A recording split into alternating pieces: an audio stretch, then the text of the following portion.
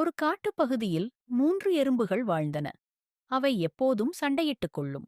யார் முதலில் தானியத்தைக் கொண்டு செல்வது, யார் அதிக உணவை சேகரிப்பது என்று.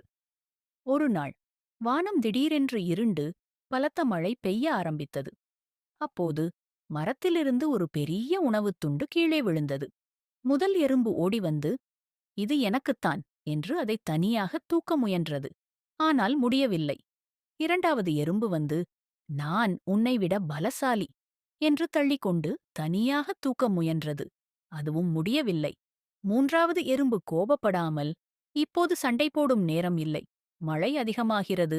நாம் ஒன்றாகச் சேர்ந்து இதை தூக்கினால் மட்டுமே உணவை உள்ளே கொண்டு செல்ல முடியும். வாருங்கள் என்று அழைத்தது. 3 எறும்புகளும் தங்கள் சண்டையை மறந்துவிட்டு உணவுத் துண்டின் 3 பக்கங்களிலும் நின்று ஒரே நேரத்தில் தூக்கின. ஆச்சரியம்! அந்தப் பெரிய உணவுத் துண்டு மிக எளிதாக காற்றில் மிதப்பது போல மேலே வந்தது. அவை வேகமாக அதை தங்கள் இருப்பிடத்திற்குக் கொண்டு சென்று மழைக்குத் தப்புவதற்கு முன் பத்திரப்படுத்தின.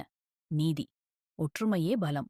தனியாக முயற்சிக்கும்போது முடியாத காரியம் கூட ஒன்றாகச் சேர்ந்து உழைக்கும்போது எளிதாக நிறைவேறும்.